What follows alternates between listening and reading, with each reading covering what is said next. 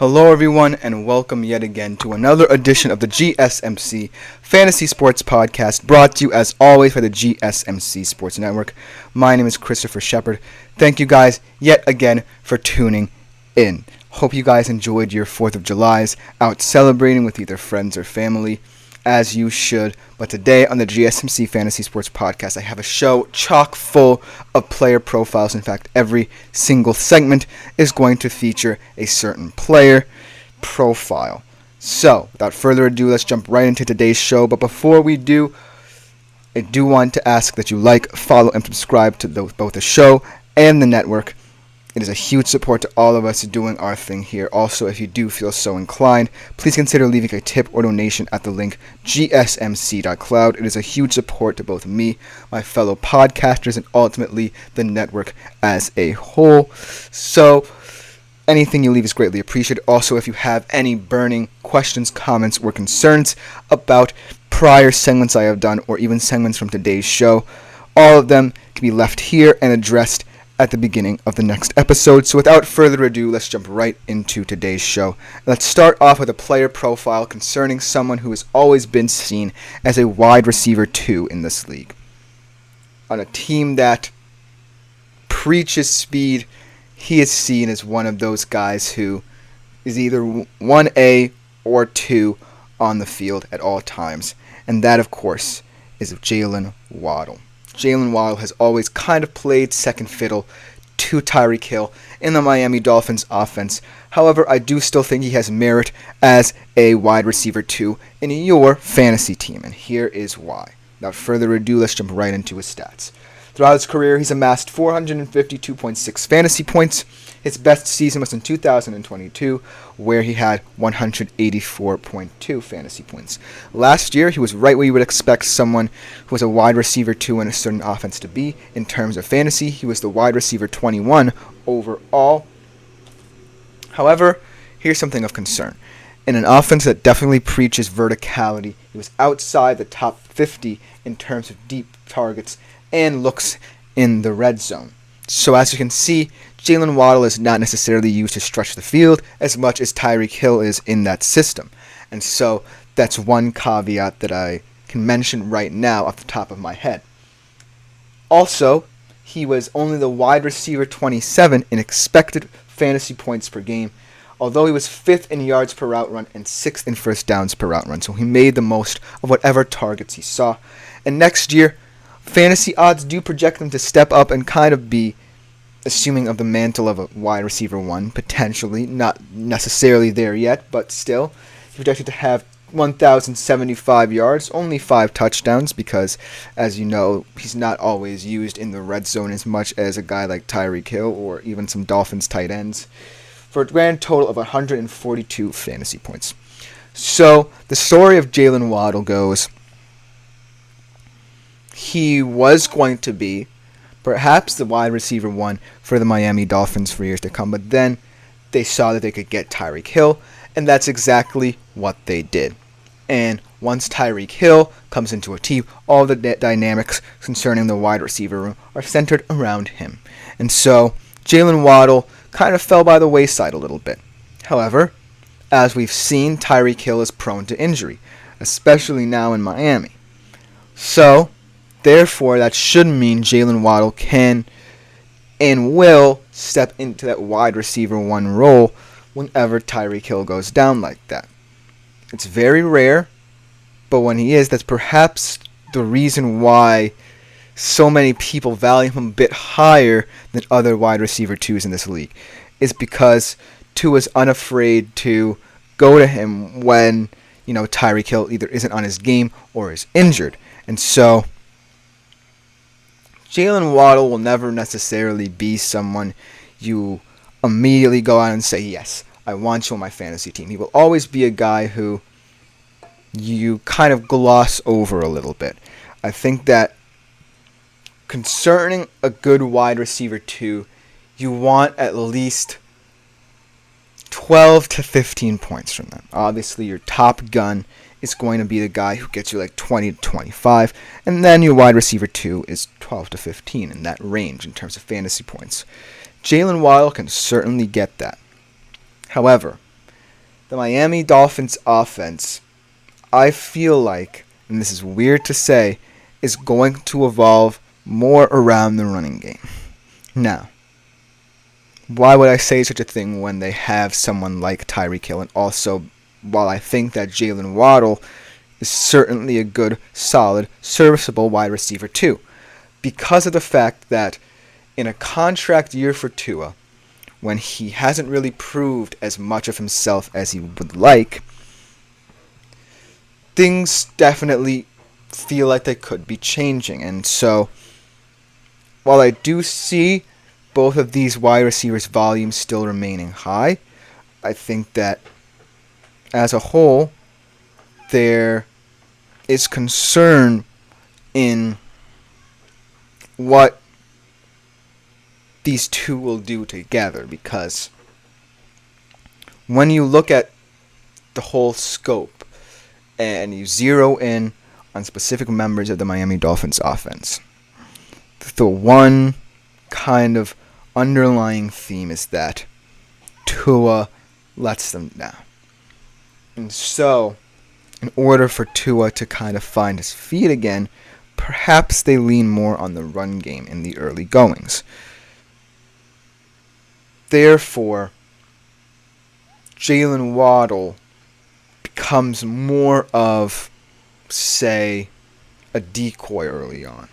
He's not necessarily the bright spot in the offense early on. I think from the get-go, in order for the Dolphins to fully believe that Tua can get going, I think the running backs will have to get going. And thus, Jalen Waddle falls even more down the pecking order in people's minds. The silver lining to all this, though, is that in terms of targets and production, Tua does seem very attuned to understanding that Tyreek Hill can't always be the focal point. When Tua is tasked with throwing the football, whenever in the season, you know that Tyreek Hill, more often than not, will always be open. It's in his nature, it's due to his speed, it's due to his electricity in this team. But Jalen Waddle, as we've seen in his stats, with the production he receives, makes more out of it. So therefore, Jalen Waddle's more or less approach certainly could help him. Maybe not in the touchdown department, but definitely in producing in this system, in this offense, and getting as much yardage as he can.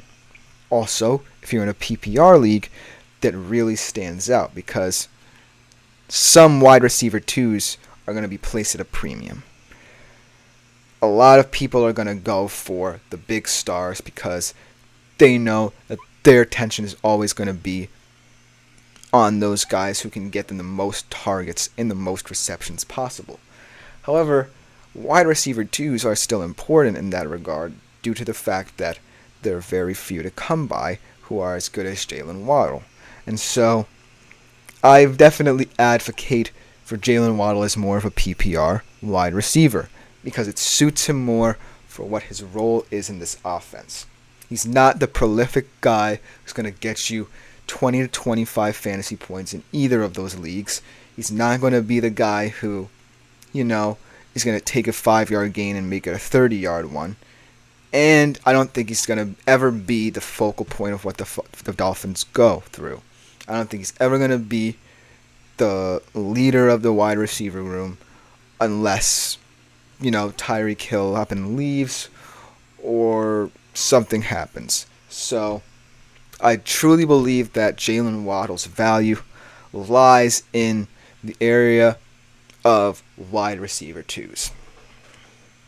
Now, like I said though, the Miami Dolphins will always be an attractive team in terms of fantasy, no matter what. But looking at last year, and looking at how everyone evolved in that system, it certainly did not seem to favor Jalen Waddle. And let me give you an example. Last year, Jalen Waddle was on my fantasy team. And there were moments where, he was right at the wide receiver 2 threshold, and I was happy with him.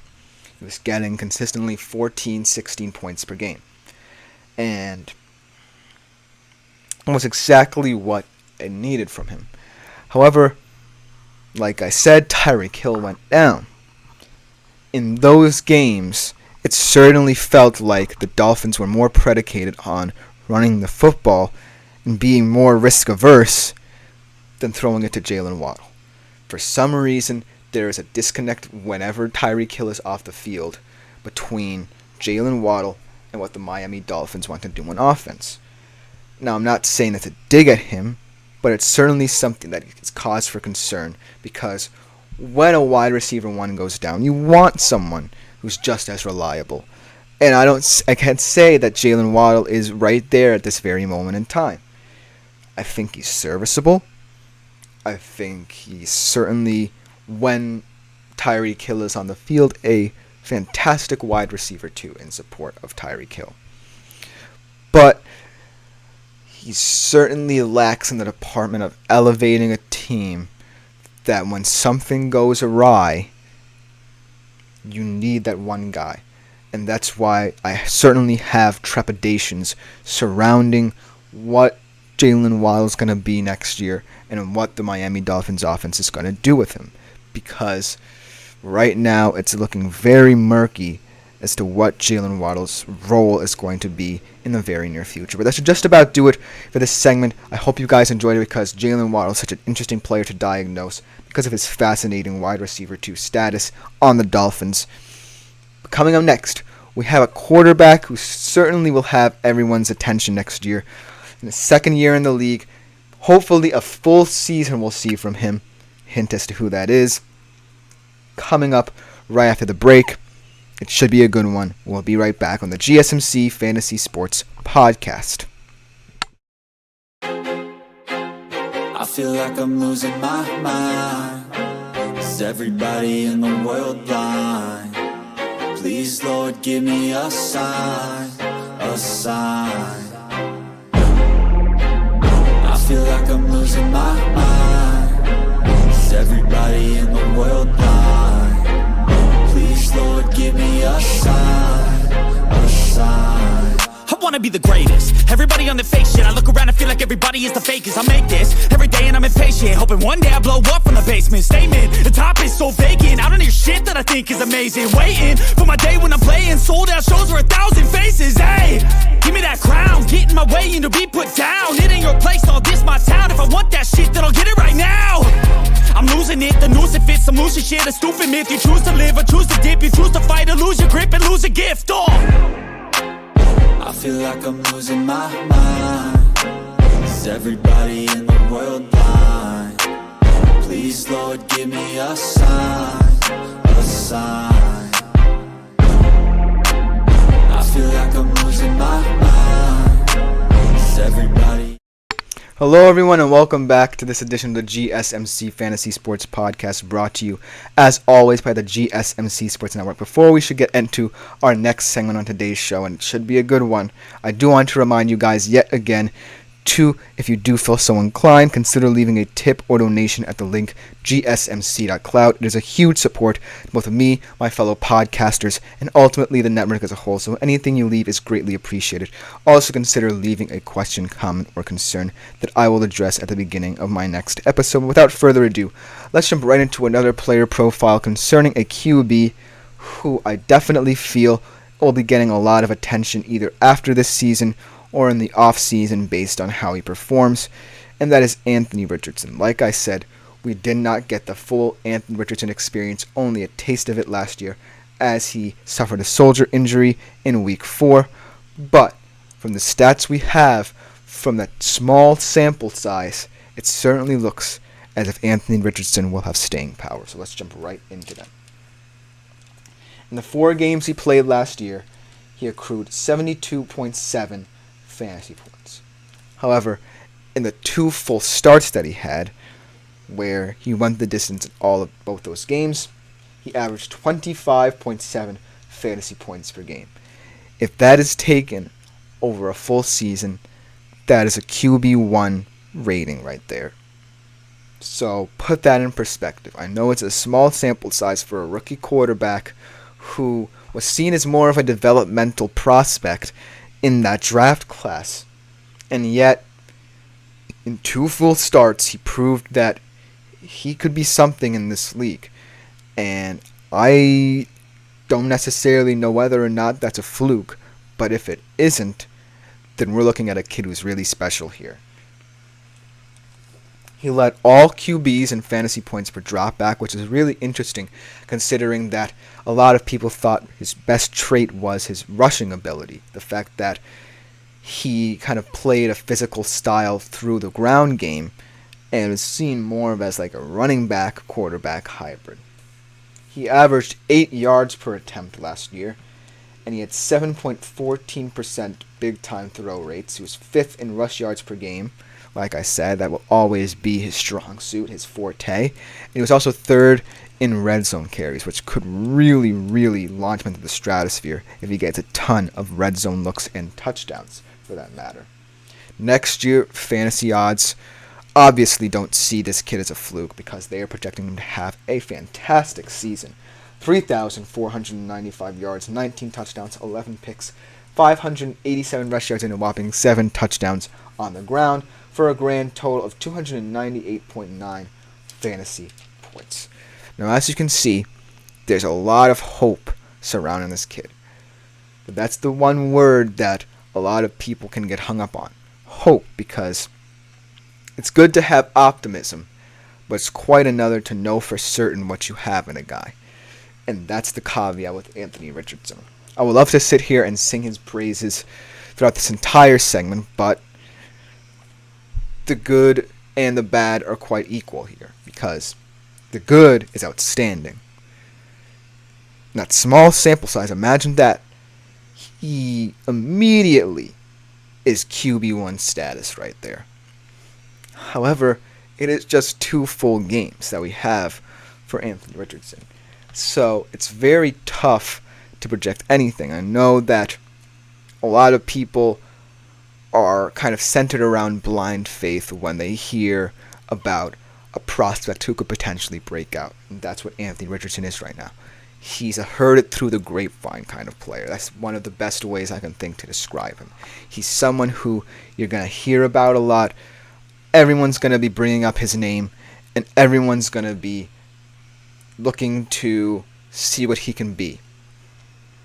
Now, it certainly seems as if the Colts are very much in the mold of their big rivals, the Houston Texans. What I mean by that is both of these teams are young. They're both going to have second-year QBs.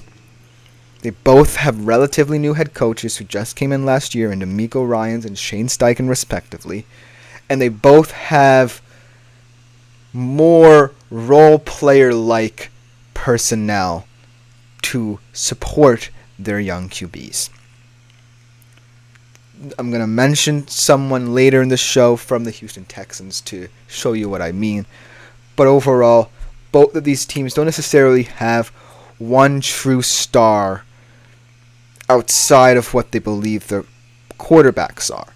And so it's really interesting. It's going to be really interesting to see how these 2 quarterbacks' trajectories pan out, because they're going to be rivals in this division for quite some time.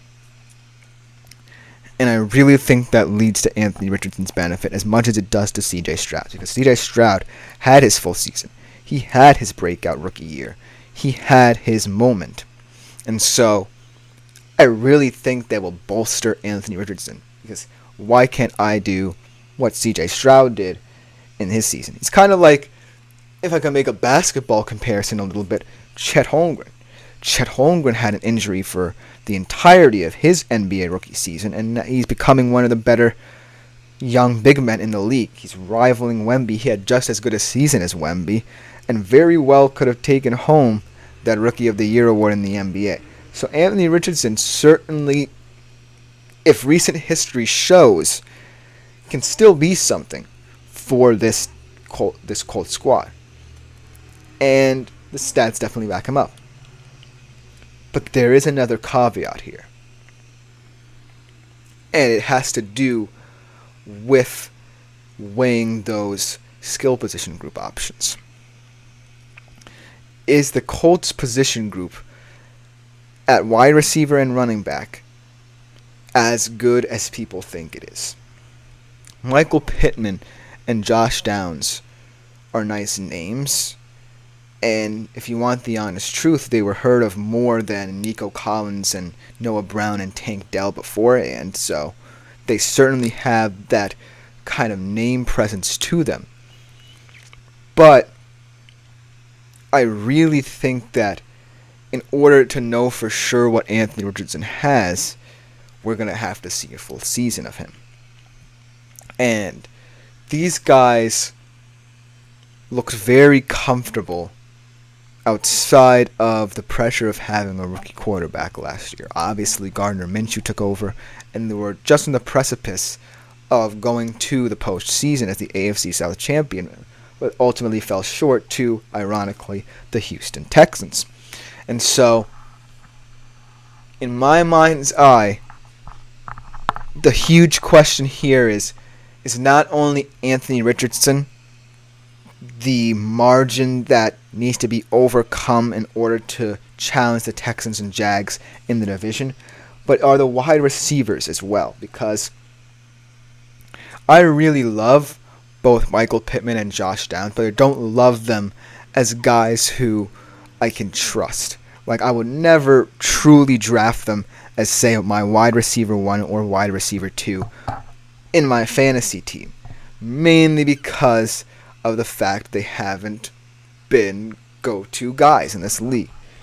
And in a division that's certainly going to become very competitive as the years go on, because every single one of those quarterbacks outside of, someone in there, whose name I'm forgetting, but outside of one of those guys, let's just say, this division has young quarterbacks who are going to scrap and claw their way for supremacy in this division for quite some time.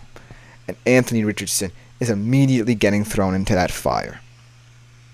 And I'm not saying he's behind schedule, because obviously, from what we've seen of him, it certainly looks like the Colts view him as someone who's ready to go in today's NFL. I certainly feel as if Anthony Richardson is going to have a chip on his shoulder this season.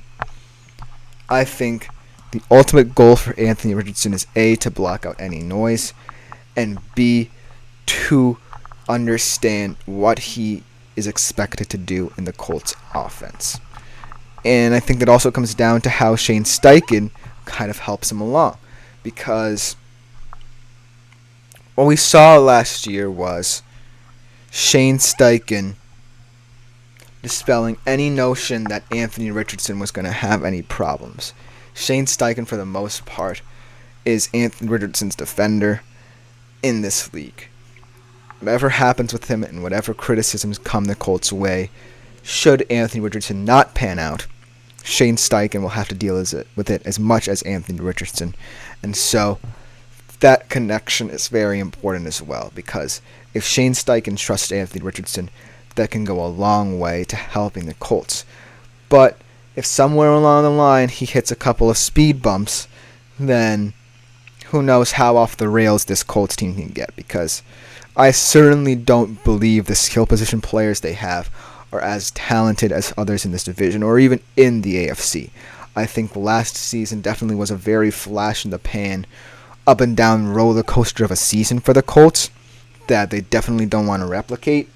But still, I do believe that there is some merit in the numbers Anthony Richardson was able to put up in that small sample size. We can't necessarily completely ignore them, because doing so would be foolish and are respectful of what he was able to do in those games, because stats are stats, and at the end of the day, they're what tell the story of what a player can be and should be. So I can't ignore what I see in front of me, but on the field, certainly there can be a lot left to be desired, because we want a full season from him, because that's how exciting and anticipated this kid is. because of what we saw in those short games. But that's just about do it for this segment. Coming up next, we switch teams in the division and talk about a wide receiver who I'm really thinking could be in that wide receiver 5-3 conversation this year. I'm completely serious. I really like this kid. We'll be right back to talk about him on the GSMC Fantasy Sports Podcast. You don't want to miss this next one. Looking for your daily fix of sports talk without having to pay for it? GSMC Sports Network is available on YouTube. Just search GSMC Sports Network. Get your fix of daily sports talk shows on YouTube, absolutely free. NFL, college football, NBA, MLB, MMA, UFC, fantasy football, and so much more. GSMC Sports Network has shows running all day long, with new sports shows starting every 2 hours. Just like on your favorite cable sports channel, except GSMC Sports Network is absolutely free. Hello everyone and welcome back to this edition of the GSMC Fantasy Sports Podcast. I hope you liked that segment on Anthony Richardson because he truly is going to be an anomaly of a fantasy quarterback because not many people know what to do with him or how to handle him. But coming up next, we switch teams in the division. We go from the Colts to the Texans, where an exciting young wide receiver is potentially emerging to assume the mantle of one of the best wide receivers in the league. I'm being completely serious. I saw what this kid could do. He was also on my fantasy team along with Jalen Waddle last year. So that duo makes quite the tandem for me. And that young man is Nico Collins of the Houston Texans. Now, the Houston Texans will always be a team that's going to be closely scrutinized, not just because of C.J. Stroud, but because of these receivers. Because no one expected the meteoric rise of these young Texans receivers. No one thought they would be among one of the best wide receiver rooms in the league, and yet here I am talking to you about a guy probably many of you might not have heard of before last season as one of the best wide receivers in this league. And I truly will stand by this statement until I'm in my grave, because looking at Nico Collins' season last year, it's up there with some of the better wide receivers in this league. And I truly think that this segment will show you guys what I mean about Nico Collins. So let's jump right into his fantasy stats. Throughout his short career, he's accumulated 291.1 fantasy points. Last year, obviously, was the year for him in terms of fantasy, with 180.4 fantasy points. He was 12th in targets per route run, 2nd in yards per route run, 7th in receiving yards, 5th in first downs per route run. That's pretty impressive if I do say so myself. That's right on the precipice of being at the very least, a wide receiver 7 to 8, if not a wide receiver 6 to 5. And so, I really think that out of all those Texans wide receivers, Nico Collins is going to be the guy for C.J. Stroud. And fantasy odds projecting him with around wide receiver 1, maybe even wide receiver 1A numbers. 1,144 yards, 8 TDs, for a total of 163.7 fantasy points is what the fantasy odds have him at right now. And I would say that's just about the perfect number for Nico Collins, because I don't necessarily think he has to prove himself. I don't necessarily think he's going to be a flashy guy in this league. He's just going to be a solid, put his head down, go out there and win football games for you kind of wide receiver. And that's definitely how the Houston Texans culture is centered towards. It's centered around, we're going to be a hard-nosed, physical, in-your-face team. We have a swaggering young quarterback who is also someone who can lead us to the promised land. We have a skill position group that's ever evolving, headlined by a guy who's certainly looking to be a fantastic wide receiver in this league.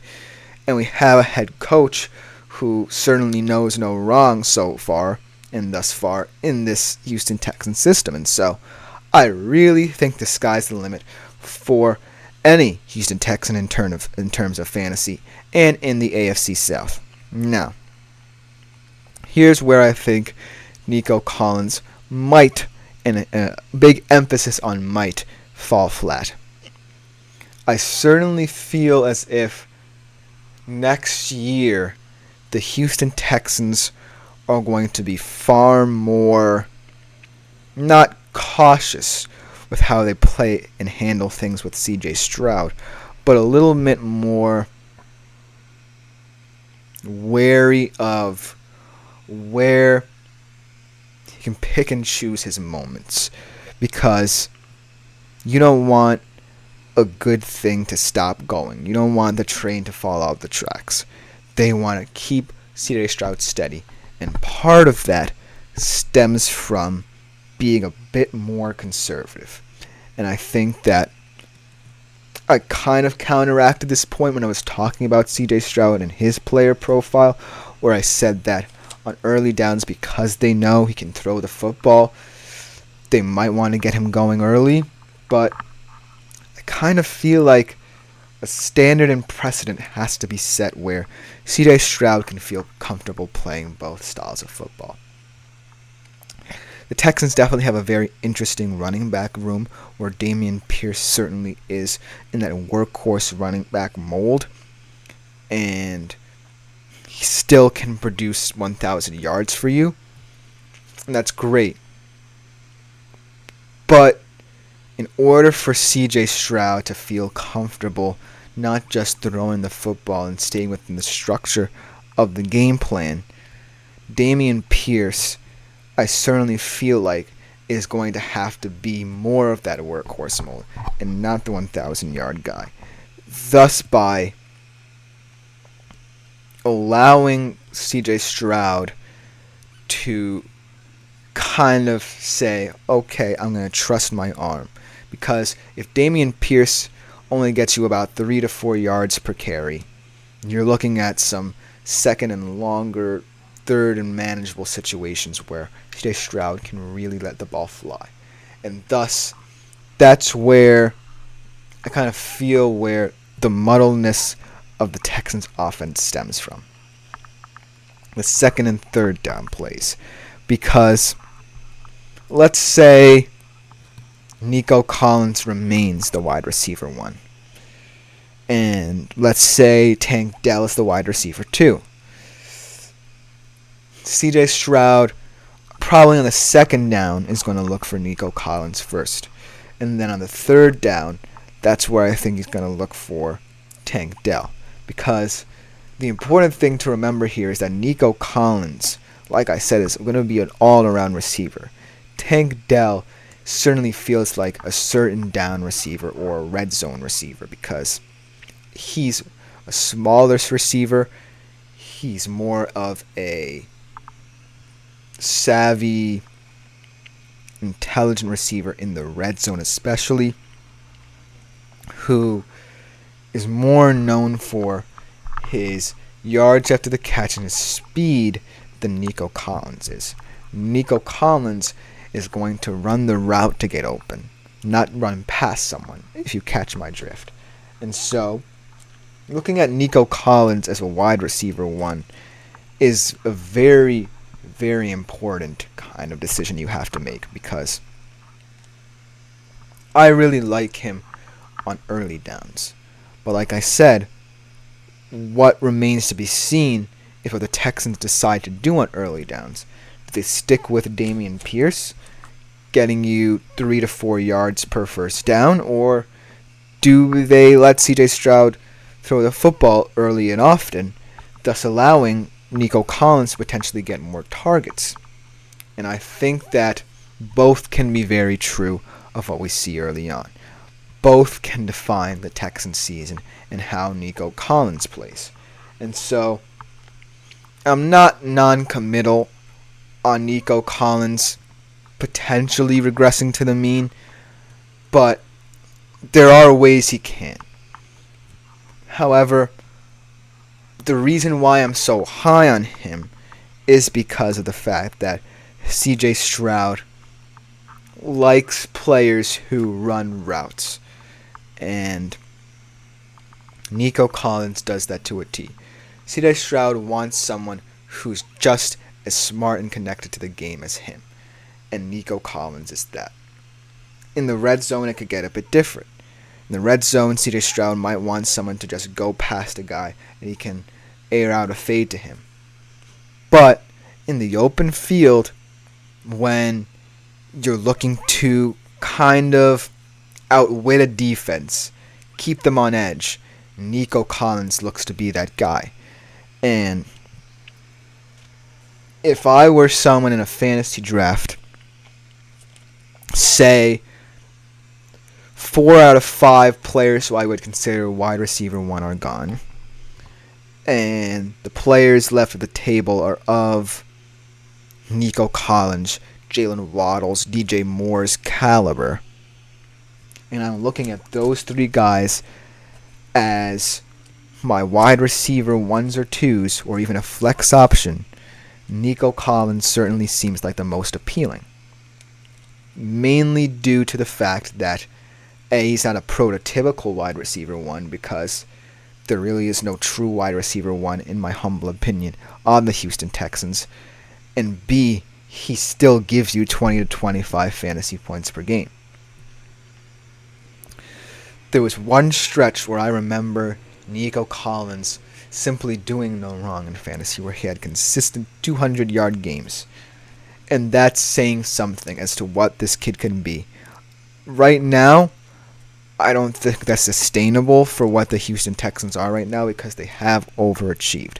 They've already gone to the playoffs before a lot of people thought they would. And so this definitely could look like a very silly segment come the start of the year.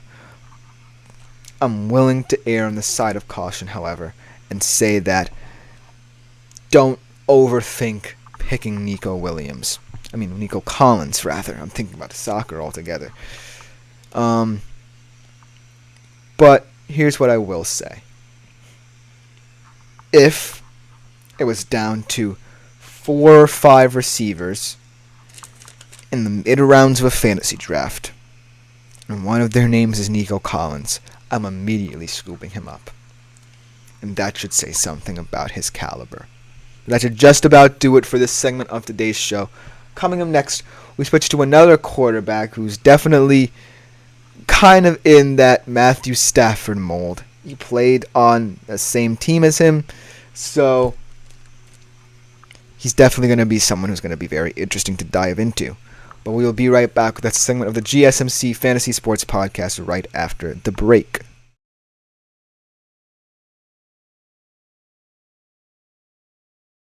For the best and latest podcasts available anywhere, go to the podcast app on your cell phone and type in GSMC to access free content-rich podcasts on health and wellness, book reviews, sports, entertainment, relationships, social media, movies, technology, finance, and even weird news. Subscribe and download the GSMC Podcast Network's family of shows, available everywhere podcasts. Hello everyone, and welcome back to this edition of the GSMC Fantasy Sports Podcast. I hope you are enjoying today's show, because we are in the home stretch of it. We have yet another player profile of a quarterback who is much more experienced than Anthony Richardson, but is also more in that steady player mold. Definitely someone who you don't necessarily appreciate in fantasy. I do. This seems like a show where almost every single player at some point or another I've had on my fantasy team last year. This guy's no different. He definitely was one of my better QBs that I rostered in my team last year, and that, of course, is Jared Goff. In fact, I will go so far as to say if it weren't for CJ Stroud, Jared Goff would definitely have been my QB1 on my fantasy team. So kudos to Jared Goff. I will give him the nod, if so few others will not. Let's go to our one-person graphic overlay, shall we, and give him his due respect. Now, Jared Goff, like I said, he certainly is someone who does not get the appreciation he deserves in fantasy. However, even as a Ram, where he garnered his most criticism, he still had some fantastic seasons. And love him or hate him, he fits into systems well, he understands the game well, and he understands his limitations, most importantly, very well. And that's what kind of separates him from, say, other QBs stuck in the middle of the fantasy realm. And so, without further ado, let's just jump right into what makes Jared Goff so special. Throughout his career, he's garnered 1,873.2 fantasy points, His best season was actually as an LA Ram in 2018 with 310.32 fantasy points. Last year, though, was a close second as his best season as a Detroit Lion. So, no matter what jersey he wears, Jared Goff will always be a presence in fantasy. Last year, to prove it, he was a QB7 in fantasy scoring. However, only the QB13 in fantasy points per game. Another huge star was that he was a QB5 who made over 6.5 starts. So any quarterback who made 6 over that starts was in that statistic, and he was QB6 there. I really, really think that Jared Goff is a special quarterback. To go along with that, similar stats to a guy like Matthew Stafford, who we talked about earlier in the week, with 205.1 pass yards and 1.7 TD passing averages per game. And the fantasy odds love him as well. They're projecting him to have 4,092 yards next year, 27 touchdowns, 10 interceptions for a total of 268.8 fantasy points. Now, a lot of you are skeptical, I know, of Jared Goff's style of play because it's not the most attractive, it's not the most sexy, it's not the most pretty. It's definitely designed to get the most out of what he has. It's definitely designed to mask his limitations. And so, some kind of disconnect has arisen between fantasy players and Jared Goff, but here's why I think that those notions need to be dropped.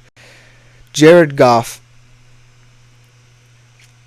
in that kind of period where the Rams and Lions were doing business together, and Jared Goff ended up a Detroit Lion, Jared Goff got the short end of the stick there. Matthew Stafford was like, oh, he's definitely going to change the face of the Rams. He's going to lead them to the Super Bowl. This team changes. With Jared Goff moving the other way, it certainly felt like, what's he going to be for the Detroit Lions?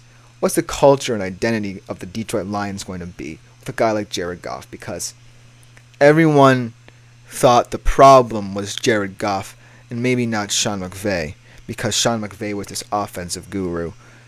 And while there were flashes of what Jared Goff could be, he did reach a Super Bowl, and he had some historically fantastic games in LA. There certainly was not enough there for people to convince that moving to another team would help him even further. And yet, he's developed notions one by one as he's helped the Lions become a true contender in the NFC, almost leading them to the promised land of the Super Bowl for the first time in their history last year. But head coaching in that situation definitely hurt Lions. But the fact that Jared Goff helped the team more than he hurt them is what stands out to me. Because I don't necessarily think that the whole disconnect between fantasy players and Jared Goff stems from his play itself. I think it stems from his aura. I think that the expectations for him in LA under an offensive-minded coach like Sean McVay were a little bit too high. Obviously, the pressure of being a number one overall pick certainly did not help either. And so, I think that Jared Goff just needed to find a place for himself where he fit the mold. Because Jared Goff is not necessarily everyone's favorite quarterback, but he certainly is everyone's most serviceable quarterback at the QB position. He's going to do wrong, he's going to take care of the football, and in quiet ways, he's going to find a way to produce nice yards for you. And so, that's why Jared Goff, to me, at the very least, is someone you can never undervalue in fantasy, because he's going to be there in the drafts. A lot of people are going to see premium guys, but Jared Goff's going to be there for a little bit, and you don't want to pass him over. Here's one caveat I can think of, and that, in fact, Dan Campbell. I didn't necessarily think that Dan Campbell would be a problem because he's proven that his culture fits the Lions. It's physical and sensational. At the end of the day, it's very telling when your biggest problem becomes not sticking with a game plan in certain games. And what we saw in the NFC Championship game was that the running game really worked. I mean, the passing game did stay on schedule, but certainly was not explosive enough to maintain against the San Francisco 49ers. So a big question at that game, why the Lions run the football more? And so that kind of falls in Dan Campbell's wheelhouse. Dan Campbell is going to have to figure out a way so that Jared Goff can be his usual steady self, while also acknowledging the fact that at certain times, Lions offense is going to have to rely on different ways of moving the football. And Jared Goff is certainly good at diagnosing that. He knows the tempos and variants of the Lions offense. He's not necessarily going to be someone who completely overlooks what is working, because he also knows that his limitations can be masked, and if he's not playing well, then someone definitely has to. So Jared Goff, that's another thing about him, adjust tempo of the game. But say that Dan Campbell and the Lions are in late game situations and they're kind of pushing themselves. That's what worries me. I think that in order for the Lions to spell the notions, it's all going to rely on Jared Goff. I think Jared Goff's decision making is one of those traits where he's definitely fantastic at times, but sometimes he loses that. And late in the games, I actually think that in order for D1 to overcome all that, I actually believe that once you look at finding ways to make sure the structure of your system, everyone who's doing in those late game situations, you're on. And that's my question. Jared might always be on. And I don't necessarily see a path where it's going to be a huge turn. That is one of the small fractional caveats that I worry about Jared Goff. If only about Jared Goff, like say the words need, then by all means, draft him and rest assured that he will always perform for you. But I'm still worried about some things where his decision making might be called into question. Then, by all means, shy away from him. But he's definitely going to be someone who's always reliable, and at the end of the day, that's all you can ask for from a quarterback. But coming up next on the GSMC Fantasy Sports Podcast for our next segment, we're switching over to a very interesting tight end who's also in the mold of a guy who is on the up-and-coming rise in the tight end revolution. I don't think you guys want to miss this segment because this guy certainly is a diamond in the rough. We'll be right back on the GSMC Fantasy Sports Podcast to close out the show with him.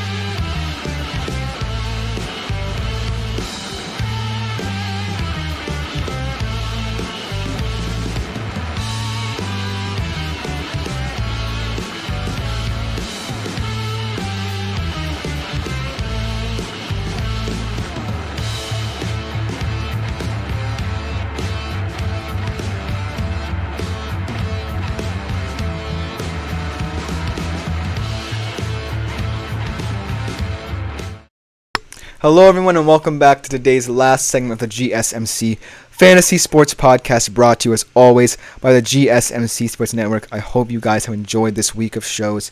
It has truly been a pleasure continuing these player profiles. And we're going to close out the week with one last one of a tight end who certainly is in that divergent path 2, I'd like to call it, in terms of the tight end revolution, where he's a young, up-and-coming guy who could steal the headlines in fantasy for many years to come, and that young man is Trey McBride of the Arizona Cardinals. We saw last season that when Kyler Murray came back, Trey McBride certainly felt like someone who was his go-to target and someone he immediately entrusted with the burden of the offensive load. And so we're going to have to see how that translates next year, but the Cardinals will certainly be looking for someone to add that value for Kyler Murray, as well as that skill position group early and often in terms of production on the field and off of it for you guys. Without further ado, let's jump right into what makes Trey McBride so special. Only 133 points in his career, obviously. This was only his second year last year. He had 100.5 fantasy points last year, so that's the bulk of what his production is. So, the interesting things about Trey McBride. Early on in the season, when the Cardinals were rotating through quarterbacks like a carousel, he kind of was an afterthought in the system because the Cardinals were just trying to find their footing. They were trying to find what worked. Jonathan Gannon was a new head coach without his star QB for quite some time, and that was a huge concern. But here are the stats that really make Trey McBride pop and could make people turn their attention to him if they're desperate for a tight end. From weeks 8 to 18, he was first in weighted opportunities and target share. He is fourth in yards per route run, second in missed tackles, fourth and fifth in PFF's receiving grade. Over a 10-game sample, he averaged 144 targets, 112 receptions, and 1,114 receiving yards. That's a tight end in only a 10-game span. So, the underlying theme here is that when given the right quarterback, Trey McBride certainly can be one of, if not the best tight end in the league. And the Arizona Cardinals are certainly looking for something. They're grasping on straws to find ways to really progress this offense.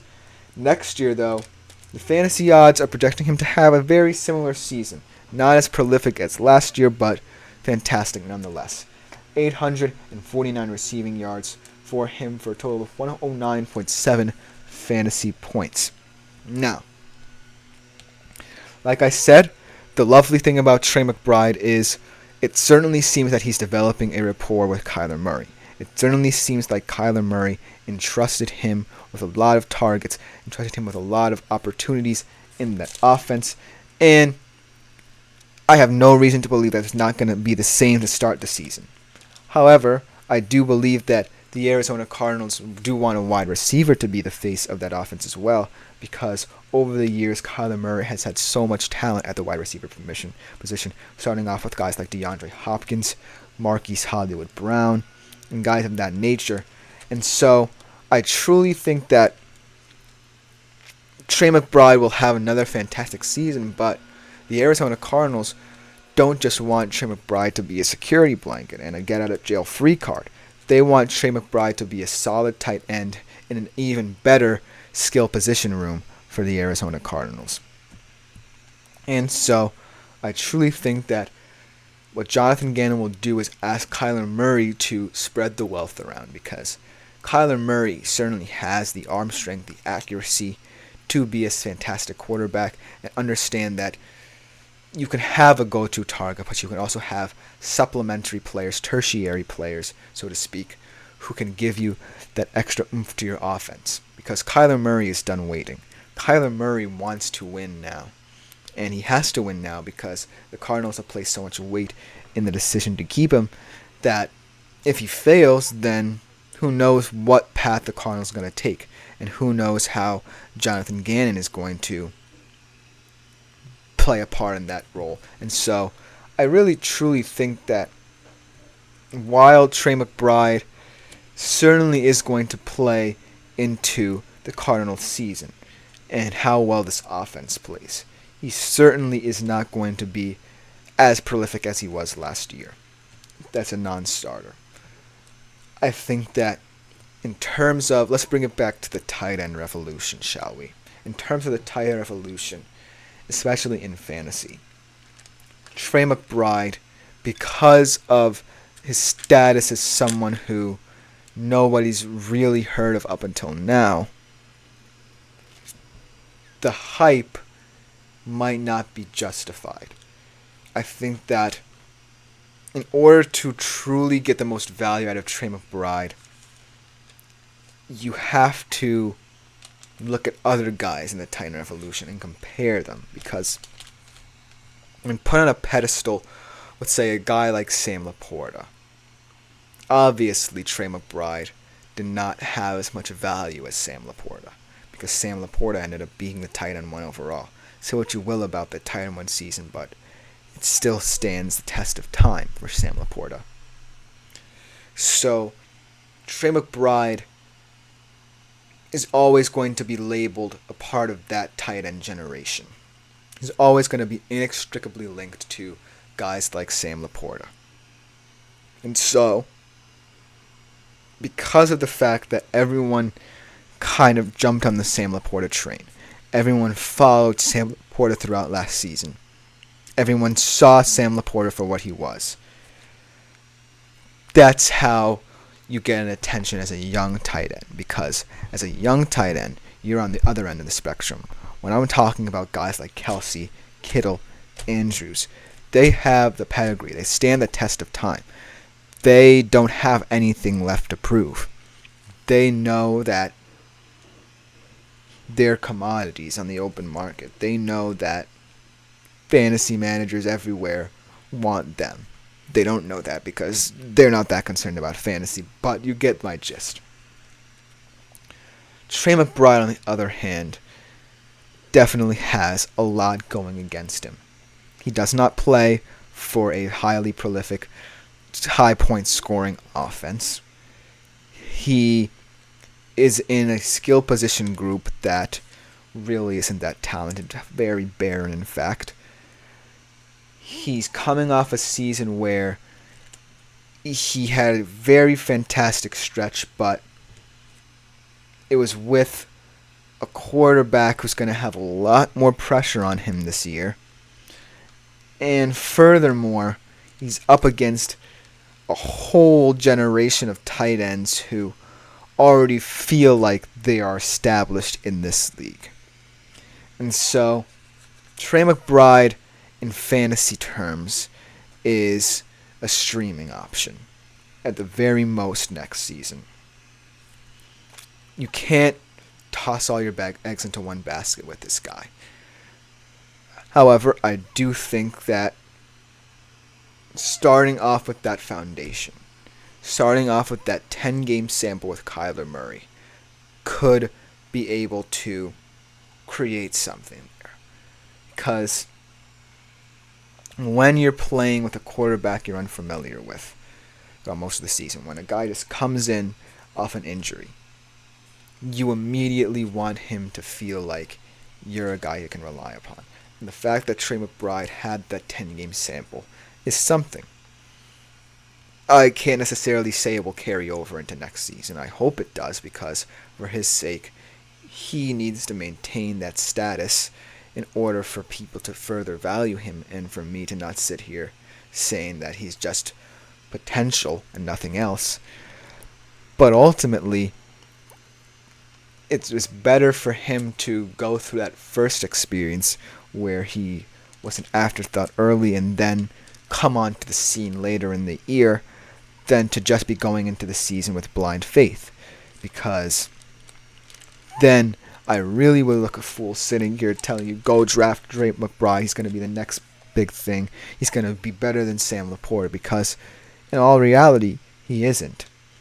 Because Sam Laporta, yes, the Detroit Lions are a better team, but he's a better player, and he knows that. Trey McBride doesn't know what the future holds for him in Arizona. He doesn't know what the future holds for the Arizona Cardinals organization. In 2 or 3 years, the whole Arizona Cardinals organization could look drastically different. But what I do know is that there is hope in this. There is a huge optimistic aspect